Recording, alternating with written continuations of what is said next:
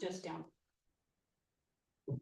All right, so today I do not have any disclosures, but I am going to be talking about a number of medications that are considered to be off-label uses. And that's because a lot of the medications that we use have been approved for other uses, and we borrow them for other parts of medicine, and they've been shown to be effective in some of the things that we use them for. All right, so let's start with a portrait. So this is a Roman god, and it's mostly supposed to be a portrait of a Holy Roman Emperor, Rudolph II, who was in Hungary as well as Bohemia.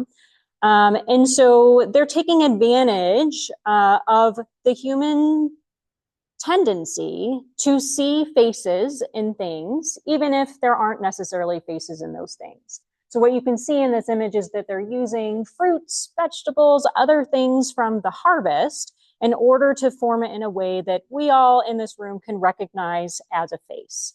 And so that's something that can happen in the setting of Parkinson's disease, where you're recognizing faces and things that wouldn't necessarily be thought of to really have a human face or a face in it. So we all know that the main motor symptoms that we see in Parkinson's disease are things like rigidity, slowness, we call that bradykinesia, as well as tremor and instability, which can be associated with near falls or falls, as a result of the impairment in the striatal dopaminergic pathway that's in the deep layers of the brain. However, patients with Parkinson's disease also commonly experience non-motor symptoms, which is something that the medical field has really started to recognize, especially in the last 20 years, that this is not just a motor disease. It has other associated symptoms. And so that can be cognitive, as well as, things that are primarily considered to be psychiatric disorders, as well as there can be pain associated with Parkinson's disease and other autonomic nervous system dysfunctions, which can lead to changes in blood pressure or other functions of the body that are thought to be automatic. And so it's important to recognize that up to 90% of people with Parkinson's disease do experience some kind of neuropsychiatric syndrome associated with the disease. And so that's really high, 90%. Although in the past, what we've really talked about for the majority of Parkinson's disease patients are those motor symptoms. But those non-motor symptoms are very, very common. Therefore, we need to make sure that patients understand that those are symptoms that can be associated with Parkinson's disease, as well as feeling comfortable enough to let us know about those symptoms that they're having, when otherwise they were thinking that they should only be telling us about motor symptoms, okay?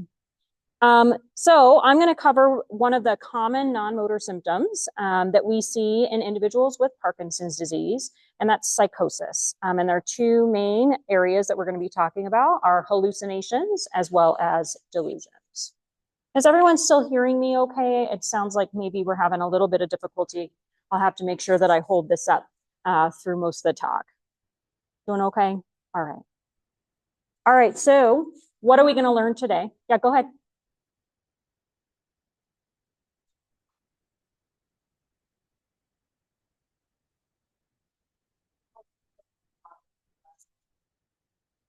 Like this? That's better? Okay. That's gonna be a lot of staying power for my arm here, but we'll see. Exercise today. All right, so what are we gonna learn today? We're gonna learn that psychosis is common in Parkinson's disease, as well as the symptoms can vary wildly. So they can be very, very mild versus very upsetting for a patient. And so understanding that there can be a lot of variability as far as hallucinations that someone might experience. And it's important to share these experiences with your loved ones and your doctors so that we know that you're experiencing them and we might be able to help, especially your physicians. And so that can help not only treatment, but also the clinical care that we can provide to individuals, as well as it decreases the stigma. So I ask every single patient that I see in my clinic, regardless of the reason that they're seeing me, whether or not they ever see things that they're not sure are real, whether or not they hear things that they think might not be real, whether they feel things that they think might not be real, as well as if they have any ideas that people might be after them or trying to harm them when maybe those people aren't actually trying to do those things. So I ask every single patient that I see, regardless of why they're coming to see me, just so that we can normalize that discussion from the very first visit. So if any of those things happen later on, they feel comfortable letting me know about them because they're not their fault. It's coming from your brain. You don't have control over it. And there might be things that I or your loved ones can do to help you feel more comfortable about those experiences that you're having, okay? And so let's define psychosis. So psychosis is a change in how the brain is processing information. So it may be that there is some information out there that's being misinterpreted, or it might be coming out of the blue. And a lot of times that's in the setting of having less input than we would normally have. And so if we have low sight, then you can see things that might not be there because your brain is trying to fill in those gaps, as well as you might hear things that aren't there if your hearing is decreased. If you have sensorineural hearing loss or any other cause of hearing loss, then again, your brain is trying to fill in those gaps of things that aren't there, and so might be creating things that seemingly are coming out of nothing. Also, you can have recurrent experience of these hallucinations, illusions, or delusions, or sometimes they only happen, a couple times a year. Let's say in the setting of having dehydration or having a urinary tract infection or something like that. And so just understanding that there might also be triggers that are present that could make it so that you have a hallucination. And it can causes can be psychiatric. So there are primary disorders that can lead to hallucinations like schizophrenia or schizoaffective disorder. But anyone later in life that's developing hallucinations or delusions in the setting of not having a previous psychiatric diagnosis, the chances of that being due to a neurodegenerative disorder, of which Parkinson's disease is considered a neurodegenerative disorder, are pretty high. Okay, so that's something to also consider, is that you don't have a formal diagnosis of Parkinson's disease or another neurodegenerative disorder. New onset hallucinations might be a sign that there's something going on neurologically, okay? And then sometimes psychosis can be a symptom of something else, and it's not the disease itself. And so that's something that needs to be taken into consideration as well. If it's truly in isolation, that means that your doctor should probably be looking at other things that could explain why you're experiencing those hallucinations or delusions, okay? Any questions on that piece?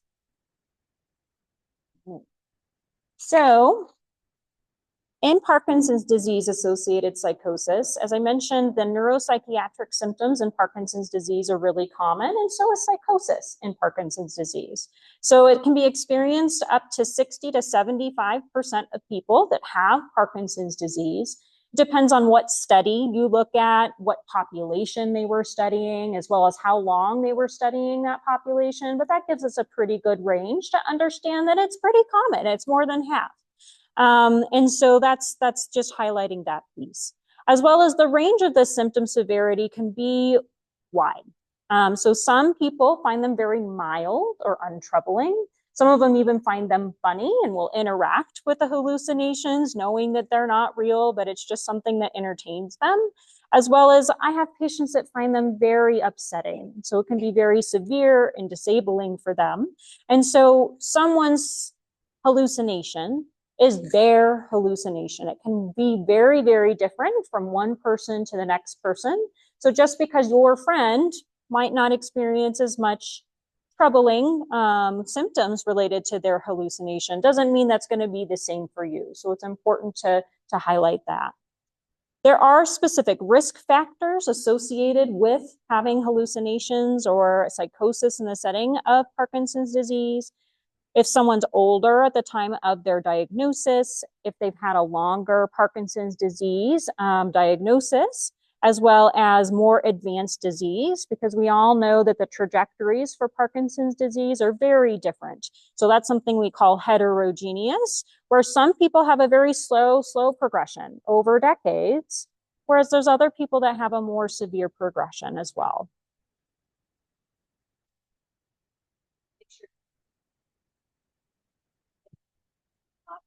Ah, that'll help my arm a little bit. How's that? It's just cutting in and out. Like it doesn't seem to matter where it is in relation to my mouth. I'm sorry. You can still hear okay? I have a pretty robust voice, so I'll just keep yelling. All right. As well as, as I mentioned, there can be, changes in your vision or your hearing that it can increase your risk of having psychosis as well. And so those are things that we should be treating. So if your vision is low, we should have you seeing the eye doctor to make sure that we are correcting that vision. If your hearing is low, then we should have you seeing audiology so that we can correct for that difficulty as well. As well as individuals that have cognitive impairment in the setting of their Parkinson's disease are more likely to have psychosis as well. And so up to 20 to 30% of people that are newly diagnosed with Parkinson's disease already have measurable cognitive impairment. That's high. Are you guys surprised by that number? 20 to 30% of people at the time of their diagnosis already have measurable cognitive impairment. And then if we follow patients for a longer period of time, 20 to 30 years, up to 80% will meet clinical criteria for dementia. And so dementia is where someone is experiencing changes in their ability to do things that they previously were able to do because of changes in their cognition. And so up to 80% of people, if they're followed long enough with their Parkinson's disease, can meet clinical criteria for dementia. And so those individuals do have a higher risk of developing psychosis. And then the last factor that does increase your risk of having psychosis is REM sleep behavior disorder. So what REM sleep is a specific stage of sleep when we dream. And in people that have REM sleep behavior disorder, instead of being paralyzed, they have what's called REM sleep without atonia. And so that means that their muscles are still active. And so if they have a dream where someone is chasing them, they might run in their dream, in their sleep. And so that leads to injury to them. It leads to injury sometimes to their bed partners. And so something to be aware of as a common neuropsychiatric symptom of Parkinson's disease as well. But that's another one of those risk factors that might increase your risk of psychosis. I have a lot of patients that have REM sleep behavior disorder, and their psychosis is limited to right after they wake up from something like that. So they might see parts of their dream in the room with them right when they wake up. So that's just another component of the psychosis, okay? And then because these two diseases are considered to be on the same spectrum, I think it's important to talk about dementia with Lewy bodies as well. So it's very, very common for individuals that have dementia with Lewy bodies to have well-formed visual hallucinations. So common that it's one of the clinical criteria for dementia with Lewy bodies, which is having those well-formed visual hallucinations. And so I have patients that will tell me exactly what is happening in front of them to the detail. It is amazing. They'll say that there's a little girl standing at a counter ordering candy from a candy shop. She's wearing a pink dress with white lace. Like it is so, so detailed that they can tell me what's happening right in front of them. And so patients that have dementia with Lewy bodies often have these types of very well-formed visual hallucinations. And so what is dementia with Lewy bodies? So there's some arguments within the Movement Disorder Society as well as behavioral neurology whether or not we should even be considering Parkinson's disease and dementia with Lewy bodies as separate entities. The reason for that is they're both caused by the same protein that gets misfolded. It's called synuclein. It's just in dementia with Lewy bodies, the part of the brain that is affected most is called the cortex. So that's where a lot of our cognition comes from, a lot of our behaviors come from. Whereas in Parkinson's disease, that protein misfolds mainly in the motor system, so in the deeper parts of the brain. But people with Parkinson's disease can have synuclein in their cortex, as well as people with dementia with Lewy bodies can have synuclein in their motor system. It just is how much is in one part versus the other part of the brain. And so to get a diagnosis of dementia with Lewy bodies, you have to have Parkinsonism. So that's those motor symptoms that I mentioned towards the beginning, the slowness of movements, the rigidity, falling, those types of things, as well as those well-formed visual hallucinations that I gave some examples of.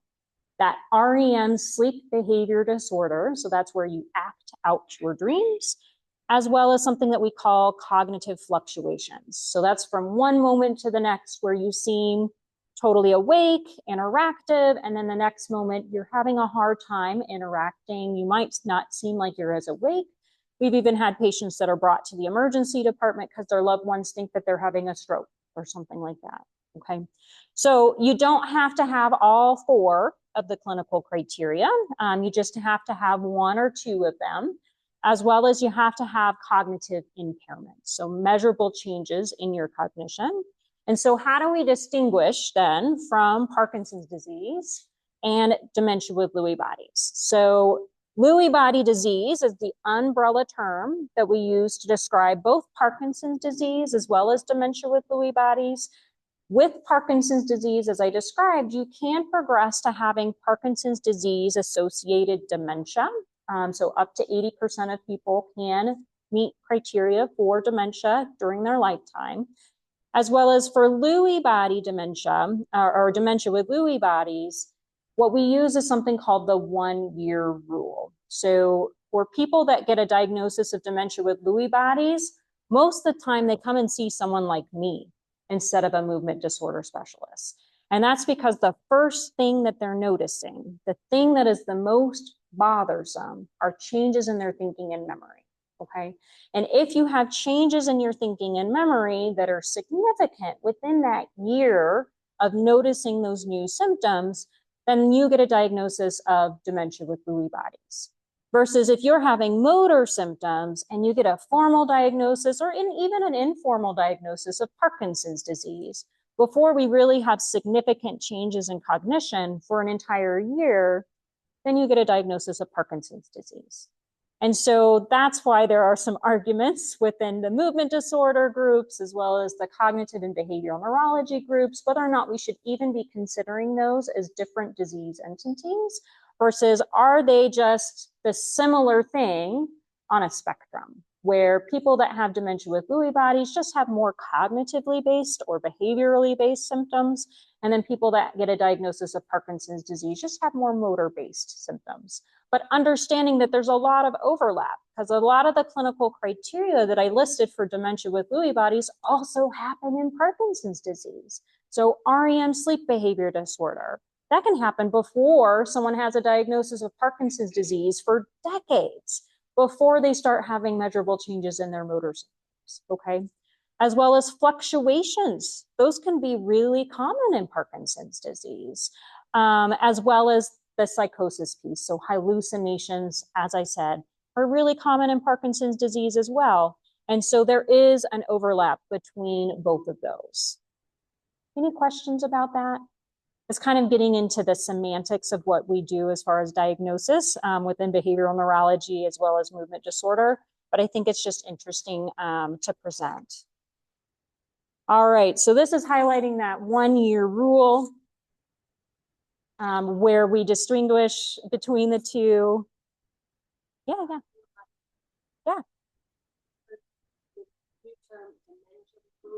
Mm-hmm. Yeah, so I think the question was, what is the difference between Lewy body dementia versus dementia with Lewy bodies? And it's hard to remember because it's the same words, just in a different order. So I totally appreciate that as well. But that Lewy body dementia is just that umbrella term that we give for both dementia with Lewy bodies and Parkinson's disease associated dementia. And then the dementia comes first in dementia with Lewy bodies because that is the presenting feature, are the changes in cognition. Absolutely. Mm-hmm. All right. So let's talk about what hallucinations are. So hallucinations can be disruption of any sensory input or any sensory interpretation. And so it can be seeing, hearing, feeling, smelling, and even tasting things that are not there. So that's important to highlight, is that it can be any sensory modality where your hallucination is coming from. It's just that often we think about the seeing and the hearing the most because those are the most common modalities. But I definitely have had patients that have had the other ones. So they feel something that is not necessarily there. They might smell something that is not necessarily there. It's often a very noxious smell, unfortunately. And so it can smell like burning or something like that. And so it makes them panic that there's a fire somewhere in their house and they can't find it. As well as I have had some patients, this one's very, very rare, where they're tasting something that is not there. And again, unfortunately, it tends to be something noxious. So it's a bad taste and they can't figure out how to get rid of it. Okay. The most common type, obviously, though, are visual. So that's about 20% of cases of hallucinations. And then auditory is only 7%, actually, in the setting of Parkinson's disease. Auditory hallucinations are more common in psychiatric disorders like schizophrenia or schizoaffective disorder. Somatic, which are those sensation type hallucinations, are actually more common than the hallucinations that are auditory.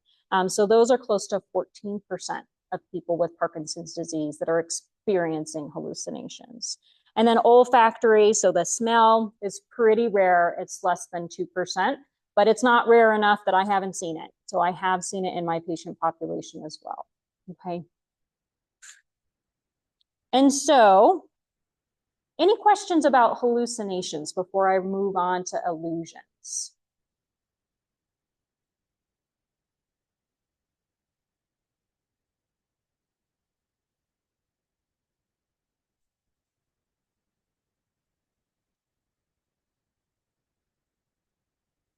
Yeah, so the question is about having overlapping diagnoses, not only a neurological disorder like Parkinson's disease, but then also having a diagnosis like post-traumatic stress disorder. And how do you distinguish between the two?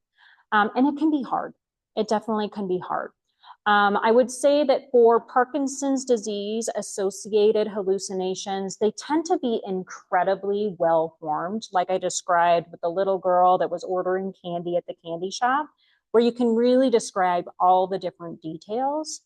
With post-traumatic stress disorder, it's more of a feeling or a flashback of things that previously happened, and not necessarily always that you can actually see something in front of you. So you can try to distinguish it that way, but there definitely can be overlap. So if you're starting to have hallucinations related to your Parkinson's disease, they might follow a theme of something that gives you a lot of anxiety or stress. And so they might look similar, but worse than the previous post-traumatic stress disorder symptoms. So it can be hard trying to kind of tease out which one. But really it's that well-formed piece that tends to be the most informative. Once hallucinations start to get so detailed that you can describe exactly what someone's wearing, that really makes you worried that it's psychosis related to the Parkinson's disease. That was a really good question. Any other questions? Yeah.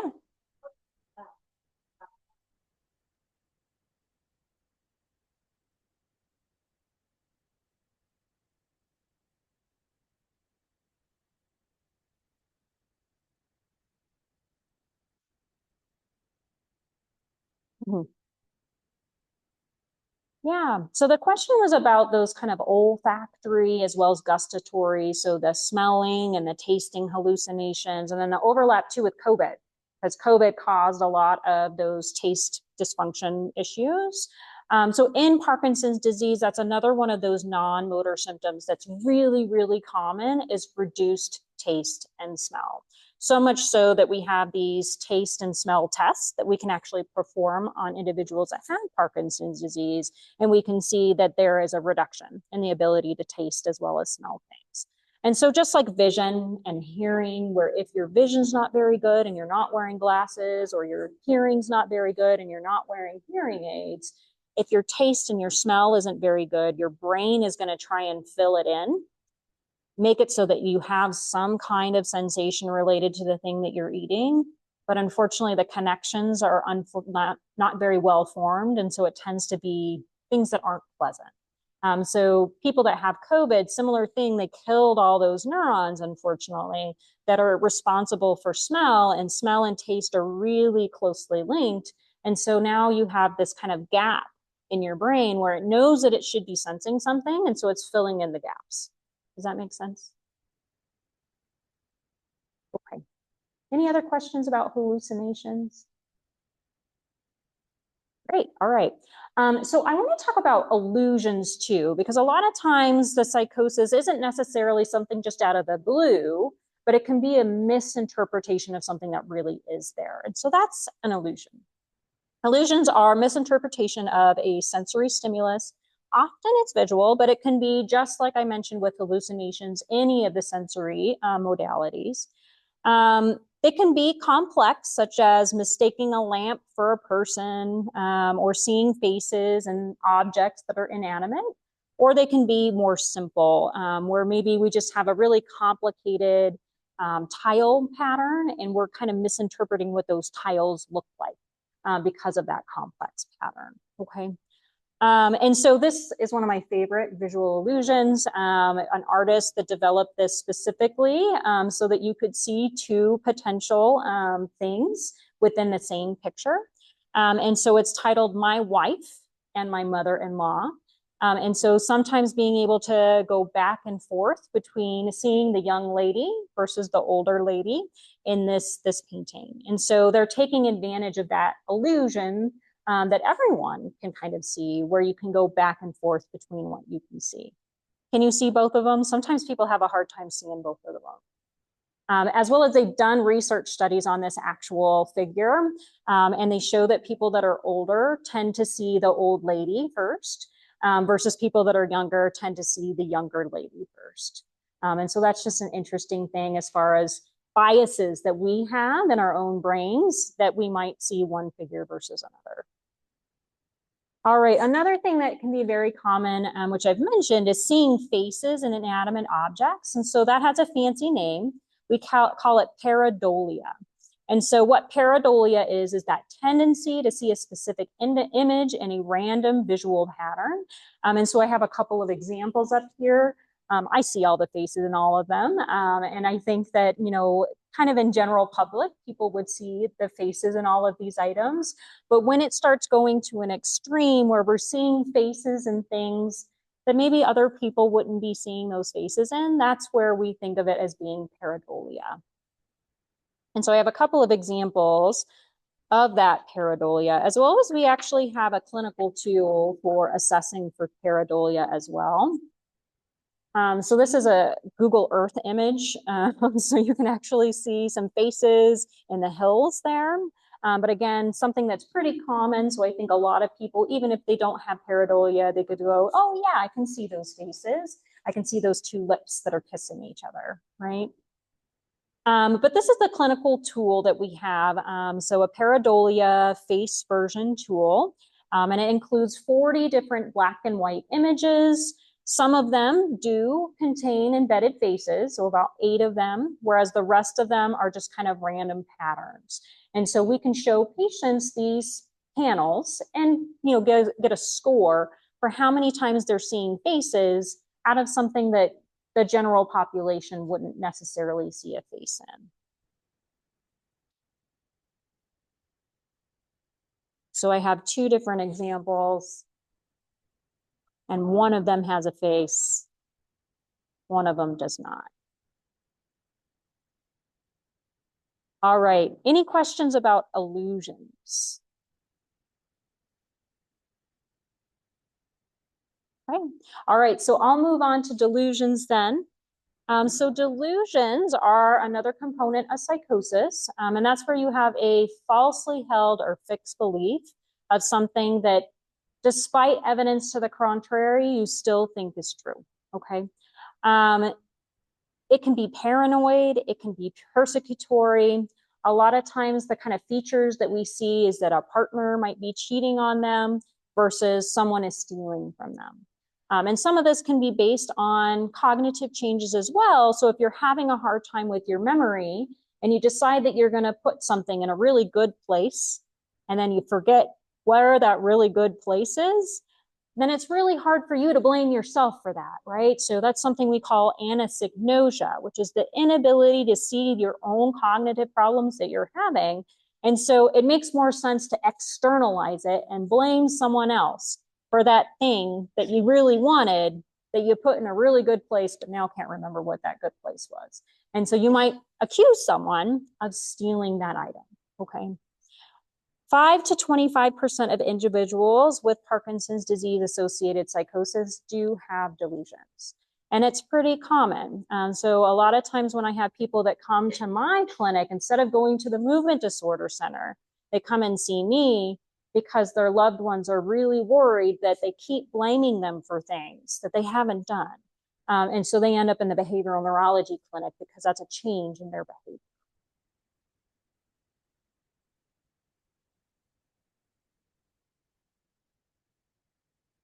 There's some themes that we see in delusions.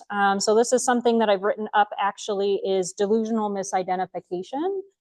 So there are a couple of different ways that we can have these very specific types of delusions. But this one is the theme of doubles, such as a familiar person is replaced with an identical imposter. So I might have a patient that would say, that's not the real Bob. The real Bob still lives in Minnesota. I want the real Bob back. And so that's something where they think that someone has been duplicated. There's two different versions of them, but the one that they're with is the one that's the imposter. Also, with this delusional misidentification, you can have different people who you think are the same person, but they just change their disguise. And so this idea that Bob is your nurse, but Bob is also the doctor that's taking care of you, and Bob is also the family member that came to visit you. But they're just putting on a disguise for each of those people. And so that's something that we call Fragoli syndrome. And then another one is called reduplicative paramnesia. And so that's where you can have a familiar person, place, or object that's been duplicated and misplaced somewhere else. And so that can be that you think that the hospital is actually your home that's been duplicated. And so you'll describe, oh, down that hallway, that's where my bedroom is. And then the other door, that's my study. And so you can describe exactly how it's a duplication of your home, but it's not quite right and you want to go back to your home. Okay. All right, so there's a couple of different causes of psychosis. So it can just happen in the setting of brain changes that we see in Parkinson's disease or dementia with Lewy bodies. But also there's other medical conditions that can bring out psychosis. So those are things that I mentioned at the beginning, things like a urinary tract infection or an acute illness where you can have those types of things come out where you might just have those hallucinations while you're in the hospital. As well as there's medications that can bring out hallucinations as well. And so the Parkinson's disease associated medications that can commonly cause hallucinations or contribute to hallucinations include amantadine, selegiline, as well as artine, as well as your dopamine agonists. And so if hallucinations are becoming problematic, it may be that instead of adding a medication, it would be important to see if there's medications that could be contributing to hallucinations that we could take off and see if the hallucinations get better, just to simplify things, instead of using another medication to cover up a symptom that is actually being contributed by another medication.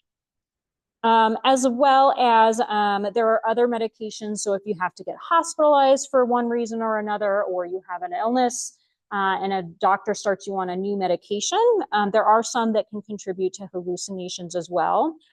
So sleeping medications, really anyone over the age of 65 shouldn't be on things like Benadryl or diphenhydramine, which is an over-the-counter medication that's often advertised as being a sleep medication, but is really bad for the brain, especially in older people. So shouldn't be used chronically. As well as Z drugs. So Z drugs are those types of sleep medications like Ambien that, again, shouldn't be used chronically and can contribute to things like hallucinations. There's some antibiotics. So like if you have a pneumonia or a urinary tract infection that can cause hallucinations as well as cognitive impairment. So something to recognize as well, that if you start to experience hallucinations, if you're on a short course of an antibiotic, it might be the antibiotic that's contributing. As well as some pain medications. Obviously, we have to weigh the risks and benefits of being on that pain medication. And so that's something to have a conversation to have with the physician that prescribed it if you do start to have hallucinations related to that pain medication. There's some antidepressants, especially in older individuals, that can cause or contribute to hallucinations, especially tricyclic antidepressants. So something to keep an eye out for, as well as benzodiazepines like alprazolam, midazolam, or lorazepam. Understanding that we do use these medications to treat things like REM sleep behavior disorder for Parkinson's disease. So again, it's just a conversation that you would need to have with your physician. What is the most bothersome? Is it the REM sleep behavior disorder versus the hallucinations, and how do we manage that? Looks like we have a question brewing out in the back.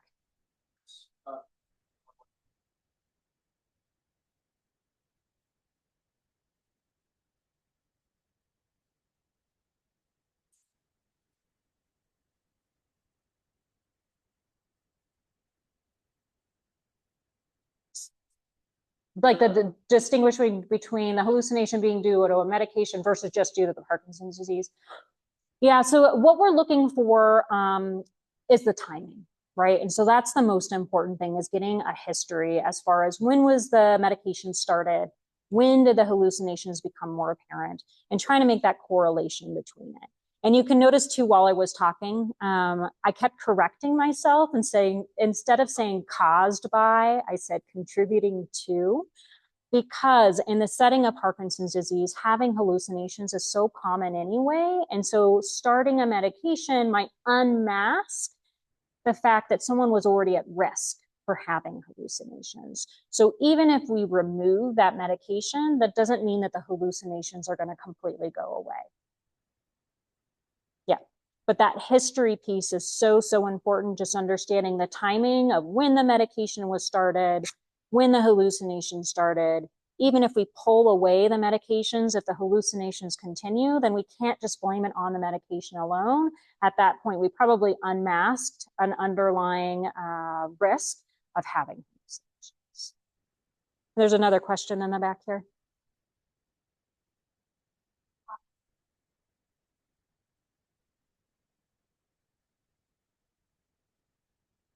Sorry, I can't hear in the back.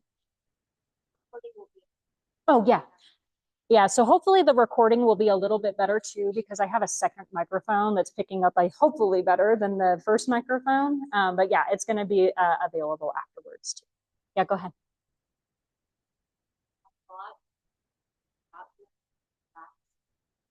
Yeah. I've heard this thing said, and I'm not sure what, I'd love to hear your thoughts. I've heard people say they have never been this really bad episode. Mm-hmm. Got bad. Yeah. Is that true, or is that what's happening? Yeah, yeah. So the question is about urinary tract infections, and people, once they get a urinary tract infection and setting up Parkinson's disease, that they really just don't return back to their prior baseline. So unfortunately, this is a theme that I hear as well. So, obviously I'm biased because I see a lot of people with dementia with Lewy bodies, but I will have family members that'll come in that'll say, before the pneumonia, before the urinary tract infection, before the knee surgery, they were totally normal. And then after that event, they've really been struggling. Now, if you really dig deep into the history, family will be like, oh no, like I did notice some subtle things before the knee surgery. It's just that I thought that it was typical aging. And so I wasn't that worried about it. But it was much more obvious after the pneumonia, the urinary tract infection, or knee surgery, or whatever what that event was. And so again, it's that unmasking. So probably someone was at really high risk of having cognitive changes or psychosis or what have you in the setting of their Parkinson's disease. And then it's just that one extra clinical event that unfortunately pushes them over the edge. And then they don't always get back to their prior baseline. So it's just something to think of too. Because the expectation, obviously, when they're in the hospital, a lot of times the doctors that are taking care of you will just say, oh, well, this is just some delirium. They'll get better after they leave the hospital. We just need to get them out of the hospital, get them to rehab, and then they'll be back to their normal self. But actual experience is that not everybody does necessarily get back to their usual self, unfortunately. Yeah, go ahead.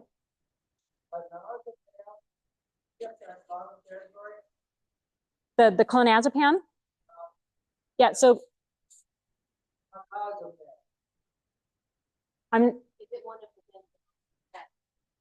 clonazepam? Yeah. So clonazepam is also a benzodiazepine. And so we do have it in that category of benzodiazepine that can unmask or contribute to hallucinations. But it is, again, one of those medications that we use for REM sleep behavior disorder. So understanding that we're kind of weighing those risks, benefits. If your REM sleep behavior disorder is so bad that you're falling out of bed and hurting yourself, right, then we have to make sure that we're treating that REM sleep behavior disorder. And if you're having hallucinations in combination with that, it's just a continued conversation with your doctor to figure out, well, what can we do to help with that too? Great, you guys are asking really, really good questions. So fabulous. All right, and so what is our initial approach to psychosis? Yep, go ahead. There's another question in the back.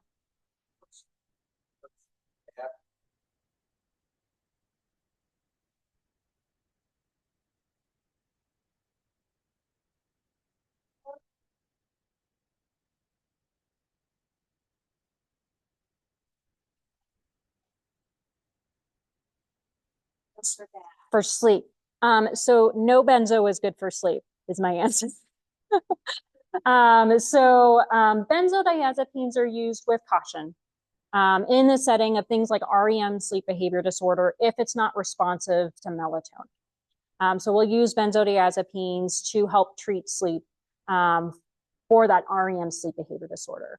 If a benzodiazepine or a Z drug, which are common or similar to benzodiazepines, are being used for sleep chronically, the real bottom line is no benzodiazepine, no Z drug is good for sleep chronically. And both of those medications are listed on something called the Beers list. So that's a list for anyone that's over the age of 65 and medications that they should use with a lot of caution because of the potential effects on cognition as well as increased risk of falls. Yeah, go ahead. I don't know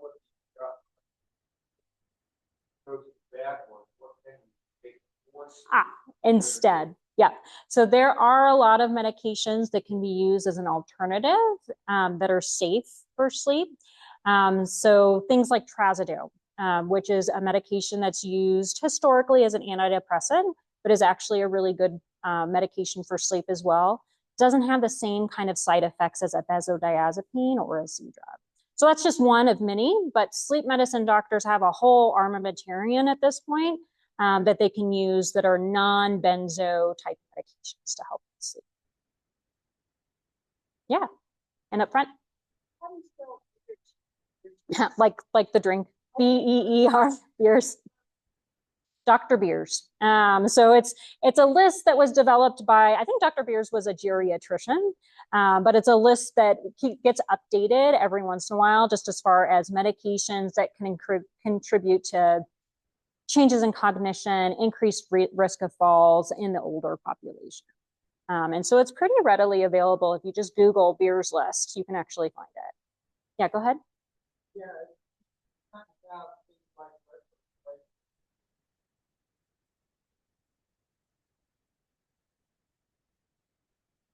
Yeah, so the question is about treating restless leg syndrome with medications like pramipexole. And so again, it's one of those issues like REM sleep behavior disorder. We want to obviously sleep treat the sleep-related disorder, but understanding that it's a risk-benefit kind of question as to whether or not it might be contributing to other things.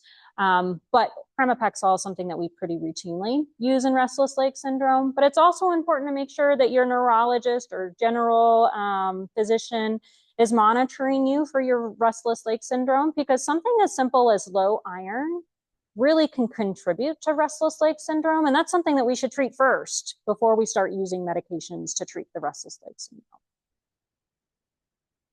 Yeah, great questions. Yeah, go ahead.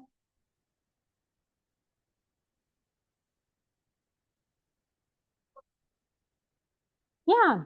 So the question was about melatonin. So I was talking about melatonin in the context of treating restless legs and or REM sleep behavior disorder. So we very commonly use melatonin, and we can go up to pretty high doses of melatonin as long as patients are tolerating it okay, meaning that they're not too sleepy in the morning when they wake up. But what we often do is we'll start someone on 5 milligrams, see how they do on it, and then we can titrate it up then to 10 milligrams, 15 milligrams, 20 milligrams to see if it treats that REM sleep behavior disorder. And in general, it's pretty well tolerated. And so that's why we'll kind of escalate that dose to see if we can help with that acting out of dreams. But from a sleep perspective, people use melatonin all the time as well, but in lower doses. So if someone's up to 20 milligrams just for a sleep component, we should probably be talking about other prescription medications that they could be using for sleep instead of those higher doses of melatonin.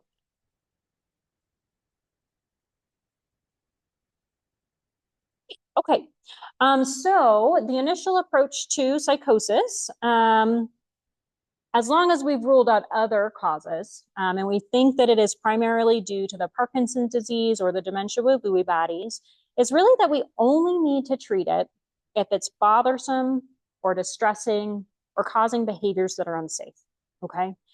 Hallucinations that are non-threatening and you have insight, those are okay, as long as they're not bothering you. And so a lot of times I'll talk to the patient first, really figure out, is this thing bothering you? And if they're like, absolutely not, Dr. Carlisle, I like my little friends. It's someone that I can interact with every once in a while. I don't want you to take them away. That's fine. That is totally fine. And so it's really important to understand how the patient is feeling, as well as, you know, counseling their caregiver and their loved ones too. So if it's not bothering the patient, but the caregiver's worried about them, we need to talk to them about, well, this is normal. This is something that we commonly see in Parkinson's disease. It's okay as long as we're not upset by them. There's no reason for us to treat them if someone's not upset by them. And that includes the caregiver just getting some education about, if it's not upsetting to the patient, then we shouldn't be treating the caregiver, right, by giving the patient a medication. And so that's important too, right?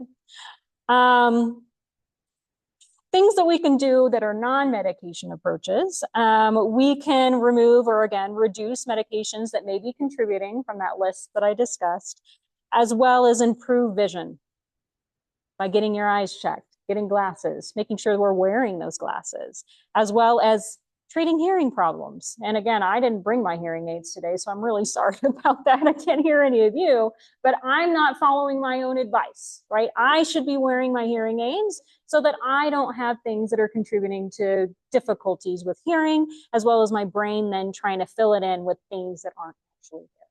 And so I know it's tough, and something that I always counsel my patients on from the hearing aid perspective, because when you're a person that can't hear, and then all of a sudden you can hear everything, that's pretty bothersome. So hearing the air conditioning duct, hearing the traffic that's outside, that is so annoying because our brains are not used to hearing those things. And so we don't have to filter them out. And then we put in these really expensive and fancy hearing aids and we can hear everything, and our brains don't know how to filter them out. But the way to get around that is you have to wear your hearing aids every day. Even if you're just hanging out at home, I get it, every day for at least 4 to 6 weeks before your brain can start rewiring and helping you tune out all that annoying stuff, okay? And so I always hear patients that are like, Dr. Carlisle, I wore it for 3 days and I hated them and I returned them. 3 days is not enough. You got to give it a little bit longer of a chance before you turn them back in. So that's why most plans allow you to test out hearing aids at least for 90 days, because that's a true good test of, can my brain rewire so that I can ignore all that stuff that I never heard before? Yep, go ahead. Yeah. Yes, absolutely. So the question was about processing and not being able to hear and whether that has overlay with cognition. So my other hat is that I'm very interested in modifiable risk factors that contribute to dementia, and that includes in the setting of Parkinson's disease.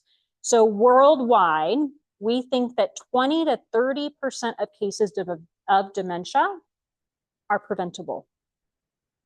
Wow, things that we could do in our life so that we can prevent ourselves from getting dementia. 20 to 30% of cases. And one of those features of a modifiable risk factor is hearing aid use. So if you have sensorineural hearing loss or any other kind of hearing loss, and you're not using aids to try and help with that hearing loss, it's an independent risk factor for developing dementia later in life. And so again, it's one of those modifiable or things that we can do to potentially prevent ourselves from getting dementia later on. I just brought the wrong purse for this trip, and so that's why I'm not wearing mine. But normally I would be wearing mine because I want to keep my brain healthy for as long as I possibly can. So if there's anything that we can do to prevent ourselves from having cognitive impairment later on, we should try to do it. But again, you have to give it a real go. Because your brain has to rewire, you have to get used to ignoring all that extra sound, and it takes weeks for that to be something that you can do. Yep, go ahead.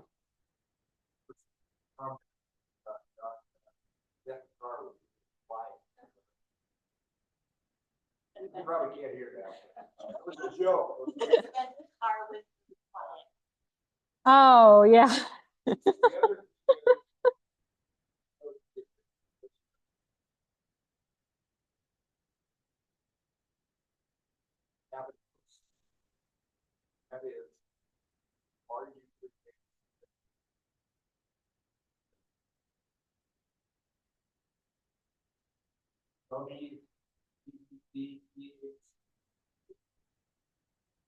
Dummy, I didn't hear the something for sleep. Ah, yes. So the University of Colorado has a pretty long history of doing CBD studies in the setting of Parkinson's disease. So Dr. Maureen Leahy, she's the one that really started this decades ago at this point, looking at the role of CBD in Parkinson's disease. And we actually have an ongoing CBD trial through the University of Colorado in the setting of people that have cognitive impairment, using CBD. Whether or not there's any that are specific for sleep, I don't know that for sure. But it is something that we're very, very interested in, understanding that we have a little bit of limitation as far as how we can do that research because it's still nationally illegal. So getting those types of studies can sometimes be difficult, but there are lots of people. So not only Colorado, where we have, legality, but Washington State and other states that have come behind us as well, where we're starting to do these types of studies so that we can really understand it, so that we can counsel patients on it. So understanding that you can get CBD in a lot of locations, not just Colorado, because it doesn't have the THC in it. But just being able to counsel patients, because I probably get the CBD question in clinic at least once a day. So it comes up a lot. But it's definitely an area that we're very, very interested in. We're using it for behavior. I'm sure there are people that are researching it from a sleep perspective. Lots of avenues of research. Yeah, go ahead.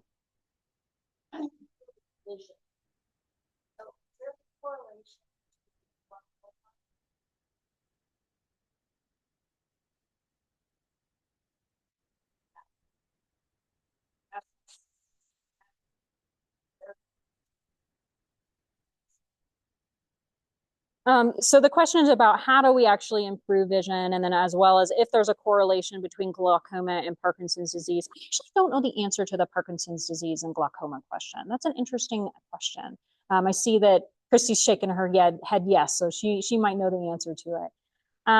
But as far as what should we be doing, really you should be having regular visits with ophthalmology so that they can counsel you on the specific reasons why you might have low vision and what the potential treatments could be. So absolutely, if there's cataracts, you should be talking about whether or not cataract surgery is an option for you versus if it's just that we just need to keep an eye on your prescription to make sure that we're doing things appropriately, as well as it's really common for people with Parkinson's disease to have a hard time coordinating the movements between their two eyes. And so you can get problems with reading, problems with seeing things. And so sometimes they need to put prisms in your glasses as well. So that's another thing to consider.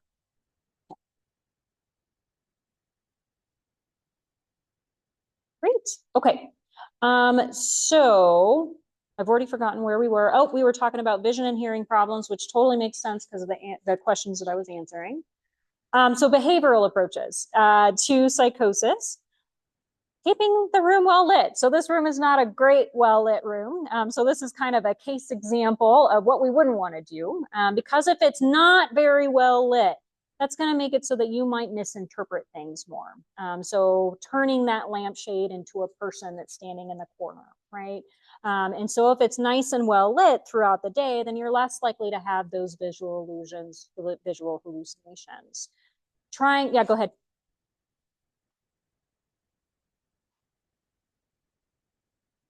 Yep, so absolutely. So in the afternoons, especially, sometimes you'll hear people talking about it as sundowning, where our cognition just isn't as good in the afternoons, evenings. And so you're more likely to have hallucinations, delusions, other things in the evening, as well as if it's REM, sleep behavior disorder related, meaning that you are having really vivid dreams, and then when you wake up, that dream kind of extends into real life where you're having a hallucination, then that's going to be really common when you wake up. And it's not just at night. So like if you take a nap and you go into REM sleep, then you might wake up and have a hallucinations that's related to that sleep as well. Okay, other behavioral approaches that we can do for psychosis, you can focus on interacting with the hallucination, and sometimes that makes them go away. So if you still have insight that they're not real and you're finding them a little bothersome, or you just don't want to deal with them in that moment, then you can do things like flash a flashlight on them, and sometimes that makes them go away. Different hallucinations might have different things that you might have to do. So you might have to work with your hallucination to figure out what that specific trigger is to get them to go away. But it's something that you can do to actively be like, hey, you know what? I'm just not in the mood for you right now. It's time for you to go away. So I've actually had that be a pretty effective technique for my patients that still have insight into the fact that the hallucination is not real. Yep, go ahead. So that's tougher, right? And so that's where we're getting to the, is it bothersome and should we treat them if someone doesn't have insight into the hallucination? If they don't have insight and they don't find the hallucination bothersome, then that's okay. If they don't have insight and they do find the hallucination to be bothersome, there are things that we can do. So there are medications that we can do to help with that experience. And you read my mind, because the next slide was approach to psychosis if lost insight. So the individual doesn't recognize that the hallucination is not real. And so a loved one could respond in a reassuring way. I'm here, I'll protect you, we're safe. As well as some redirection or distraction. So if there's a specific room where the hallucinations tend to hang out, then maybe we should go to a different room for a little while. And so you can ask them, hey, we didn't do the dishes after lunch. Let's go do the dishes right now. It's when you start to argue with someone about whether or not the hallucination is real, it can become very upsetting to the individual that doesn't have insight that the hallucination is real. So it's best not to question that reality to them, because it is a reality to them. And so when you question that reality, it can become very upsetting. And so that's where that redirection, let's just go to a different room, let's talk about something else, sometimes can be really helpful. But then again, if the hallucinations are doing something bad, like I had a patient that the hallucinations were flooding the basement, they want to stop the hallucinations from doing that. And so it makes it really hard to kind of reroute that individual. And so you might have to play into the hallucination a little bit by saying, oh, you know, I called the plumber. They're going to be here any minute. Let's just go out to lunch and try and see if we can redirect so that they'll forget about it. So it can be tough, but if it gets to the point where they're being so bothersome that we can't use these behavioral approaches, then we might need to use a medication. Okay. Yep, go ahead.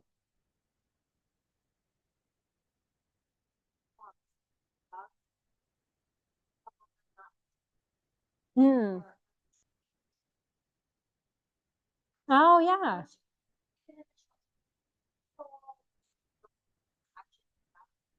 Yeah, yeah. Yeah, yeah. So the question was about like service animals that can help with that reality checking, especially if someone has a little bit of retained insight, but they just need another set of eyes or nose in the case of a dog, I guess, whether or not the thing is actually real. So I don't know what the accessibility of that kind of an animal is, but that's where like the caregiver can sometimes be helpful, especially if someone's kind of on the border of having retained insight versus maybe sometimes they second guess themselves and they're like, I'm not really sure if that's real or not. Can you let me know? And so that's where it's really important just to have open conversations about this. So if you don't tell your loved one that you're experiencing it, then they don't know to kind of help give that support of, oh, is that thing that's in the corner, is it actually there versus is it something that's just coming from your brain? Then it's hard to have those kind of moments of reality check. And so that's a lot of what I want to accomplish today, to be quite honest, is just making it so that we feel comfortable talking about these things so that we can support each other. So that if we need a little bit of reality check because you have a little bit of retained insight, then that's great. But when you get to the point where the insight is no longer there, that reality check isn't necessarily going to help. And so that's where that redirection, let's find something else to do, is going to be more helpful. Okay. Any other questions on that? All right. Okay. So we've been talking about behavioral approaches, but there might be medication approaches that we might have to use as well. And so medications to avoid, unfortunately, the vast majority of antipsychotic medications do make the motor symptoms associated with Parkinson's disease worse, because they're doing what they're supposed to be doing. They're blocking dopamine. And so that's what the problem is in Parkinson's disease, is a dysregulation of your dopamine, a relative loss of your dopamine. And that's what antipsychotics are supposed to do, is block dopamine so that we don't have those hallucinations or delusions as strongly as we were before. And so that's the way they actually often in the past discovered antipsychotic medications, is by giving them to model organisms. And then when they looked Parkinsonian, they knew that probably that drug was going to be effective for treating psychosis. And so that's something just to realize, is that that's actually the symptom that they were looking for, was Parkinsonism. And so generally, people with Parkinson's disease shouldn't receive the following medications because they really can make Parkinsonism much, much worse. And so that limits as far as what our toolbox is in the setting of treating psychosis and Parkinson's disease. But there are options. And I just want to highlight, though, that these are safer options. I'm not saying that they're totally safe, that they're just safer than the other list that I gave. And so we very commonly will use a medication called quetiapine. That's an off-label use of this medication. Clozaril is a medication that we can use as well. It does require more monitoring than quetiapine, and that's because clozaril can cause a rare but pretty significant change in your blood counts. And so we do have to monitor people's blood pretty routinely if they're on clozaril. as well as the only FDA-approved drug for psychosis in the setting of Parkinson's disease is pimavanserin or Nuplazid. So that's another medication that we can use as well. Interestingly, there are medications that we use for thinking and memory that actually can help with hallucinations as well. And so often in my clinic, my first approach is to prescribe one of these acetylcholine esterase inhibitors first. So they've been on the market for 30 plus years. And that includes donepezil or Aricept is the brand name, as well as rivastigmine or Exelon is the brand name for that one. But both of those are in a class of medication that boost acetylcholine in the brain.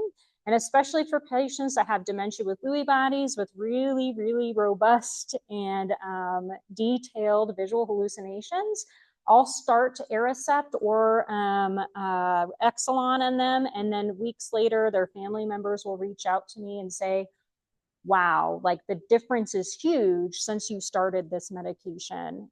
In not only their thinking, but those hallucinations are basically non-existent at this point.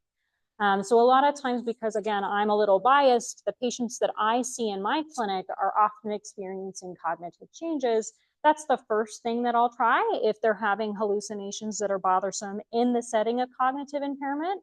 And it can really lead to a significant improvement in the hallucinations or the delusions. But again, the quetiapine, the clozapine, as well as the pimavanserin, those are medications that we have in our toolbox if someone is experiencing psychosis that is bothersome that we need to treat, okay? What questions do you guys have about that?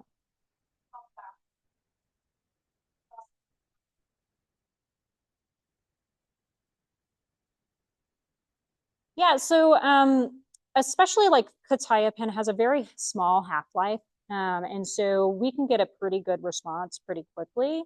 We always like to start low, go slow, of course, because we don't want to be causing Parkinsonism or other side effects that we don't need to at a lower dose. And so I will often start just at 12.5 milligrams, see how that goes after a couple of days. If we're still having pretty bothersome psychosis, then we can increase it after like 3 days or so, up to 25, up to 50, see how people do. As well as we always like to give a test to see whether or not we can stop these medications. So sometimes just like we have fluctuations in day-to-day in Parkinson's disease and dementia with Lewy bodies, we can have fluctuations over weeks, months, years. And so those hallucinations might get better. And if we just leave that medication on for the rest of your life, like that doesn't make a whole lot of sense. And so sometimes we will do holidays as well. After someone has stabilized after a period of time, then we can say, okay, well, it's been 3 months. Hallucinations haven't returned. Can we see if we can go down to a lower dose, see whether or not the hallucinations come back? If they don't, lower dose again, and kind of slowly wean people off as well. So that was a good question. Yeah, go ahead.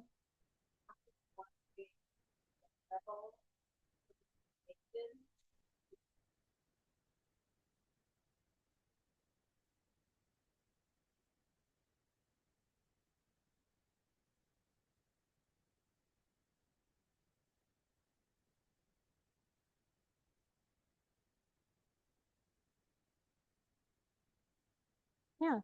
So the question being just the severity, what should we be more bothered about, as well as what kind of hallucinations should we be looking at? And that's part of the purpose of today too, is just to help people recognize that hallucinations aren't just seeing things that aren't there. They're not just hearing things that aren't there, but it's any sensory modality that someone could experience. As well as when should I be worried?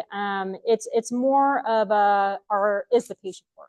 Are they bothered by it? Is the first question, as well as, is it not just the hallucination, but there's other things that are going on at the same time? So if someone's having new onset hallucinations, they also seem more confused than they usually do. They're not as able to get up and move around as they used to. And so whenever something's quick and a big change, most often it's not neurologic, that there's something else going on, like a urinary tract infection or a pneumonia. And it's just unmasking some of these symptoms that we can see in a neurological diagnosis, but we need to make sure that we touch base with primary care, make sure that we're not missing an infection or an electrolyte abnormality or something like that. If it's a big change, as well as it's not just the hallucinations, there's other things too. But whenever I have a patient that has no prior history of having a hallucination and then they're starting to have them pretty frequently, my mind always goes there first. I want to make sure to rule out the medical things that could be contributing, understanding that that might be all negative. And then we just have to say, okay, well, I think it's because of the Lewy body, and then move on and make sure that they're comfortable, that they have tools that they need to realize that those hallucinations aren't going to hurt them. But then if they're bothered, we can start talking about medications. So it's a kind of multi-tiered approach. We just need to make sure that we rule out the medical things first, and then we can move on to potential treatments. Yeah. Again, really good questions. You guys are asking such good questions. Okay, so any questions about these medications specifically? So all antipsychotics do carry something called a black box warning, which is something that every physician should be talking to you about if they're prescribing this medication to you or their loved one. And so a black box warning associated with antipsychotics is that there is a risk of sudden cardiac death in people that are over the age of 65. And so that's something that we're weighing as far as the risks and benefits. And so that's why I highlighted really at the beginning that we really only want to treat these if someone finds them bothersome or they're doing things that are unsafe, because these medications don't come without risk. Okay. All right. All right. And so I mentioned this word, feels like an hour ago now. So it's delirium. And delirium is an acute or confusional state. Tends to be temporary, where you have changes in your cognition, and you can have some psychosis as well. It tends to have waxing and waning course. So like in the morning, the patient might be able to tell you what day it is, why they're in the hospital, but then in the evening, they're not even able to tell you who you are, okay? As well as it's often happening in the setting of a hospitalization or an illness. So we mentioned some of these things. So new medications can cause a type of delirium if you're in an unfamiliar environment. And that doesn't even have to be a hospital. That could be that you're visiting family across the country. Maybe your sleep-wake cycle gets a little disrupted. So that can cause a delirium as well as infection. So a urinary tract infection, a pneumonia, even an infection in your skin where maybe you don't think it's that bad, but you get a big change in your cognition, and it's highlighting that you do have some vulnerability from a cognitive perspective.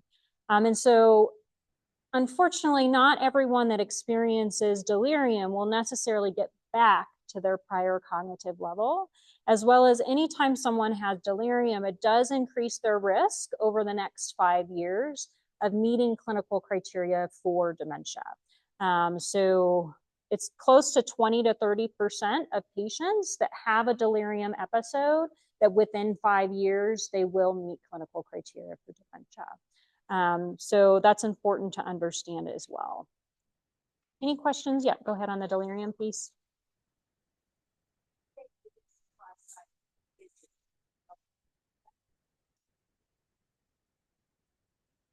So if you were having just a hallucination because of vision changes, I wouldn't call that delirium.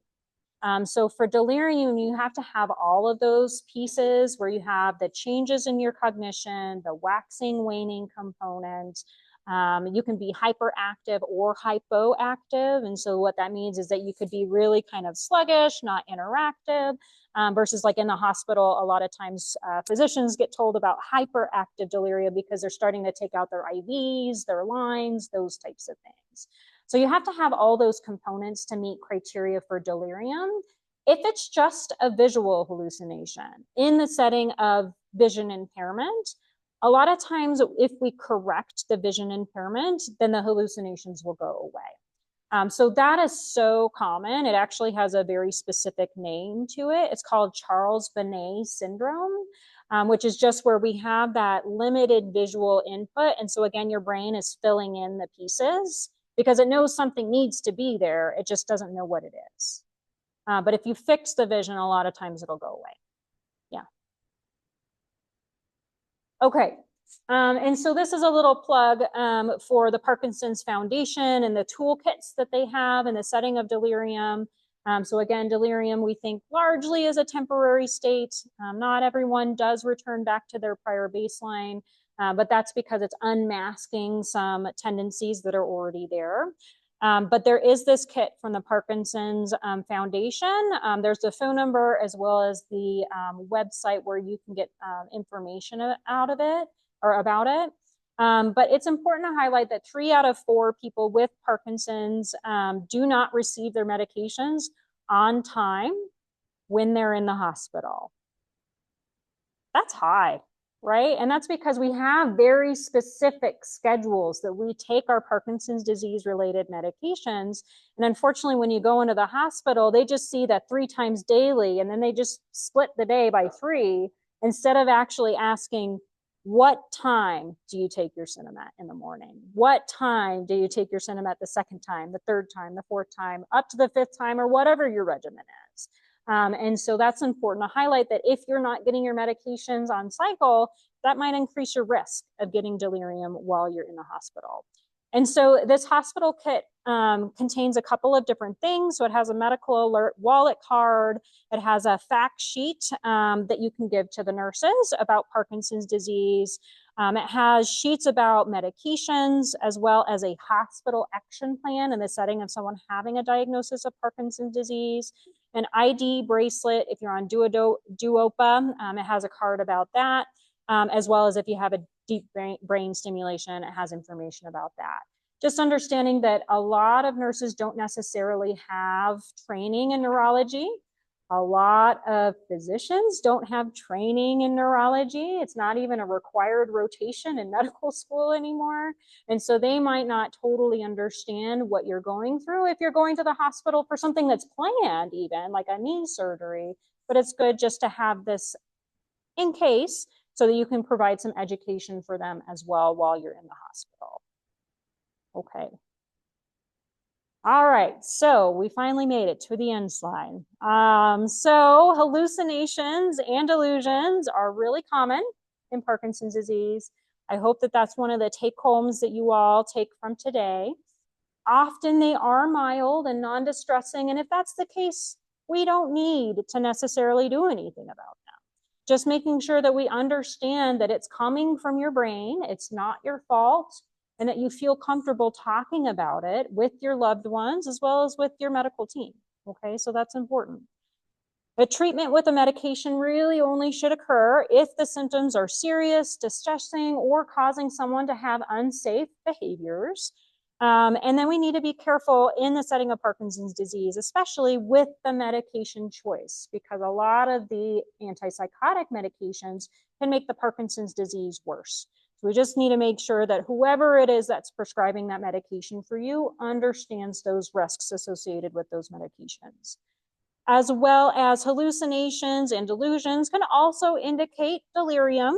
So if it's an isolated event where you also have changes in your cognition, you have some waxing and waning course to it, then that's something to also think about, that if you have new onset hallucinations and delusions, even in the setting of Parkinson's disease, that if it's the first time that those things have happened, it's really good to make sure that there aren't any other medical causes that are kind of unmasking it or making it so that you're more likely to have those symptoms. And so those could be things like changes in your medications, an infection, especially right now because it's so gosh darn hot out there. If you have dehydration, that can cause delirium as well.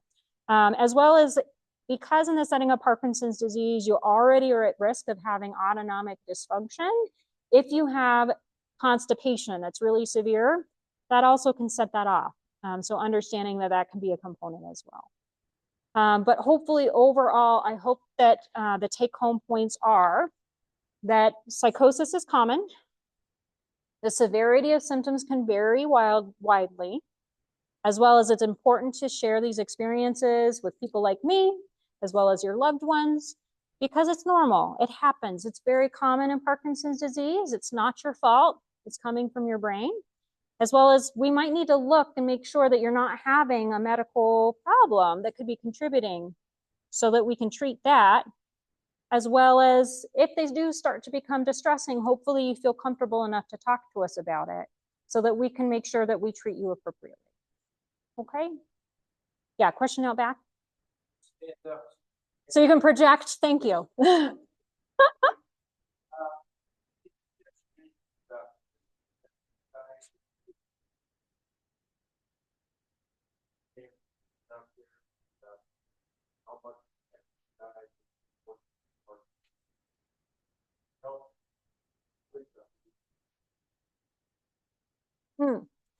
So the question is about physical exercise and whether or not that helps with the dementia risk as well as maybe the hallucinations as well.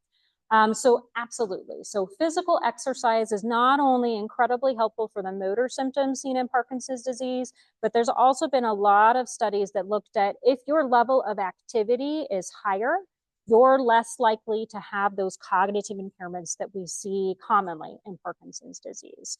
And so we talk about in our clinic something called the 6 pillars of a brain healthy lifestyle.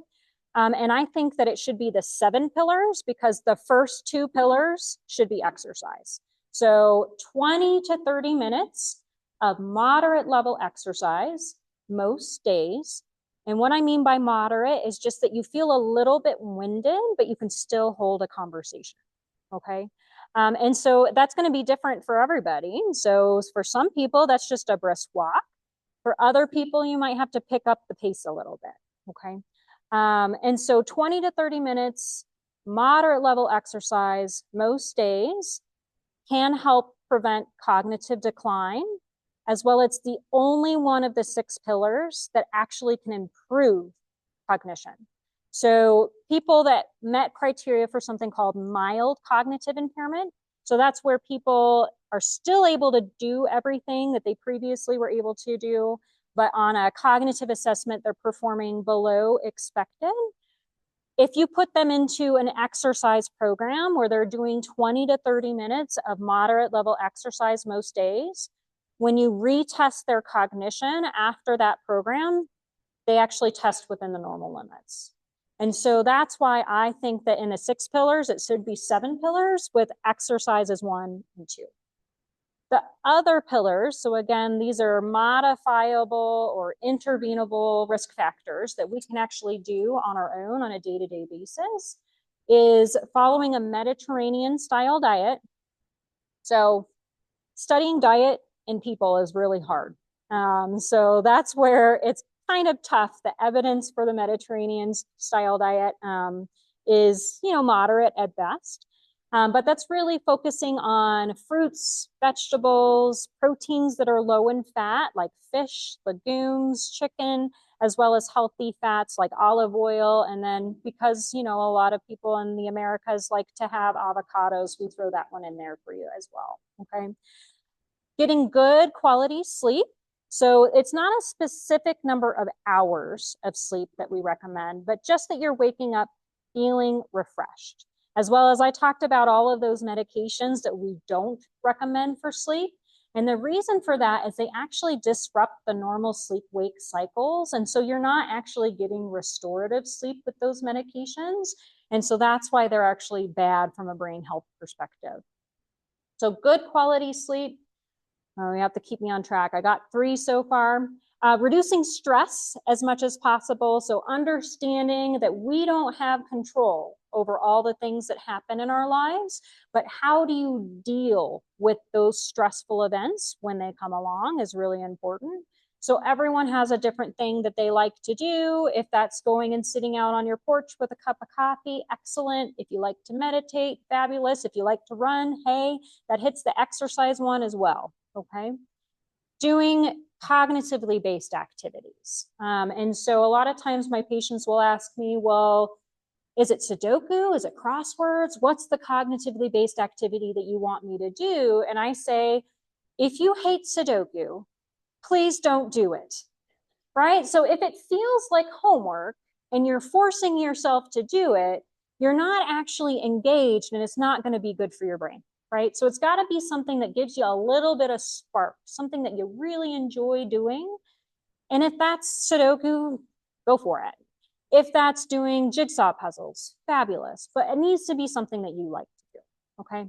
And then the last one is being socially engaged. And so having a social network, people that you can rely on, people that you can interact with on a regular basis.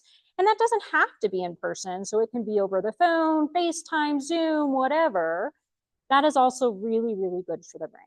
So those are the 6 pillars that we recommend to everybody, but there's evidence for every single one of those in the setting of Parkinson's disease as well. Yeah, go ahead. Oh, yeah, alcohol. That's a complicated one. So alcohol actually has a bimodal distribution, meaning that people that don't drink at all have an increased risk of developing cognitive decline and dementia, as well as people obviously that drink to excess also have an increased risk of developing cognitive decline and dementia. Part of this is that we can't actually study alcohol the way that we would like to, which is a gold standard of doing a placebo-controlled trial. We only can do it based on population studies. So we're observing people, their self-reported alcohol use, and then we follow them over time and look at their risk. And so one of those things is that people that don't drink alcohol at all, it may be that they don't have the financial means to drink alcohol. And so there's other social determinants of health that are present that might be contributing to that increased risk of dementia and cognitive decline. So we don't totally understand that. The official statement from the American Academy of Neurology is that women can have 1 drink a day and men can have 2 drinks a day, but not any more than that. But again, if you're drinking 2 drinks a day every single day, that's probably not that great for brain health either.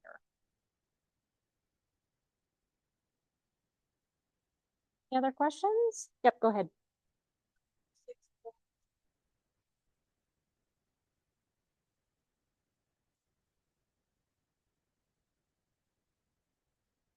So the question was about the 6 pillars, whether or not they're a way to decrease your risk of cognitive decline and dementia, and if there's any other ones. So we've boiled it down to the 6 pillars because those are the 6 that we have the most evidence for so far. And so there's other things that obviously people are really interested in and they're researching. So they're looking at, metabolism, how that might increase your risk of cognitive decline and dementia later on. Hormone signaling and how that might increase your risk of cognitive decline later in life, especially in the setting of Alzheimer's disease. So 2/3 of people that have Alzheimer's disease are women. And that's not just because women live longer. And so trying to understand the role that estrogen, progesterone, testosterone might have in Alzheimer's disease is an area that people are really interested in, as well as inflammation. So this idea that things that in neurodegenerative disorder are probably happening decades before people even have symptoms, even before they have the synuclein associated with Lewy body disorders, even before they have the amyloid that's associated with Alzheimer's disease, that there might be neuroinflammation that contributes to things happening decades later. We just don't have enough information about those things yet to really be able to recommend people, as far as reducing inflammation, changing, metabolic disorders or changing your hormone status. But it is multiple folks are very interested in it and an active area of research. And maybe we'll know in the next 5, 10, 15 years, some more information about those things. We just don't have enough robust information to give recommendations based on those. But really good question. Yeah.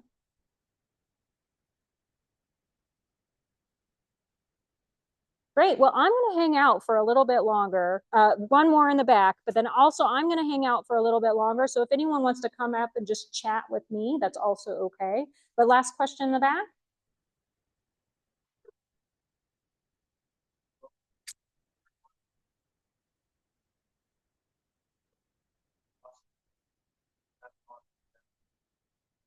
Yeah. So yeah.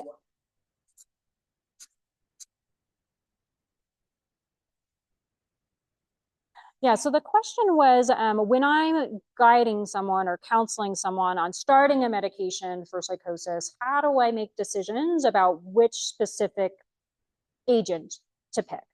So often it's a cost issue, as well as whether or not someone can actually follow through with monitoring that might be needed for the medication, as well as just knowing the patient and their history and what things have I tried before. And so if I've already tried a medication that's pretty accessible, has a low cost, and you don't have to get screening for it, and it's not working, then I have to start thinking about other things. And so it really is kind of a case by case basis where I'm making those determinations. What is the thing that I can do? As well as a lot of times people come to me already on medications. And so me figuring out whether or not this is a medication that I should be continuing. Have we done any holidays to see whether or not we remove the medication and the hallucinations are actually not there anymore?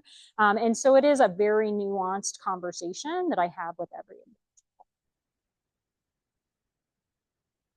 All right, well, thank you so much, everybody.